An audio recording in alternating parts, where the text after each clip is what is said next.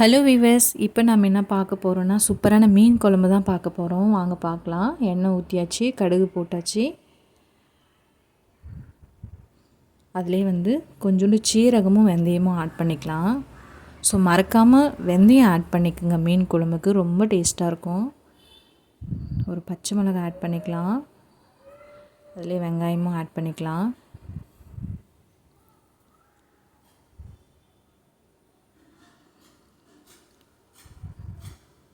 இதுலேயே கருவேப்பிலை கொஞ்சம் ஆட் பண்ணிக்கலாம்.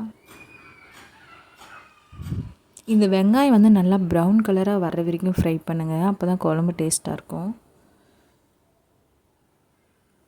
இதில் தக்காளி ஆட் பண்ணிக்கலாம்.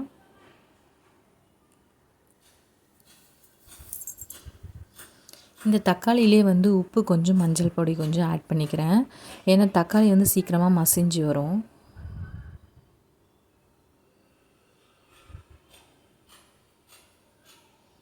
நான் அடி பிடிக்காமல் இருக்கிறதுக்காக கொஞ்சோண்டு தண்ணி ஆட் பண்ணிக்கிறேன். ஸோ இப்போ நாம் மூடி போட்டு மூடி வச்சிடலாம் ஒரு 10 மினிட்ஸு. பாருங்கள், 10 மினிட்ஸ் கழித்து பார்த்தா சூப்பராக தக்காளியெல்லாம் மசிஞ்சு வந்திருக்கு. எண்ணெயும் நல்லா பிரிஞ்சு வந்திருக்கு பாருங்கள். இதில் மிளகாத்தூள் ஆட் பண்ணிக்கலாம்.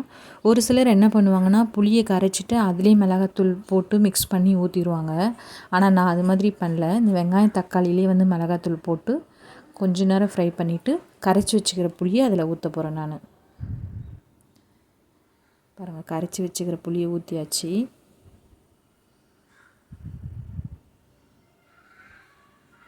இப்போ பாருங்கள், சூப்பரான மீன் குழம்பு ரெடி ஆயிடுச்சு. இப்போ நம்ம மீனை ஆட் பண்ணிக்கலாம்.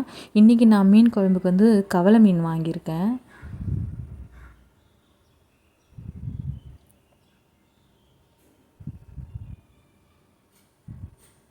இதிலே நம்ம கொத்தமல்லி ஆட் பண்ணிக்கலாம்.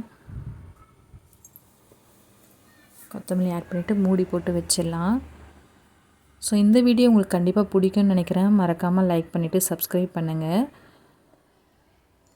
சூப்பரான மீன் குழம்பு ரெடி ஆகிடுச்சு. சுட சுட சாதம் மீன் குழம்பு. வாங்க சாப்பிட்லாம்.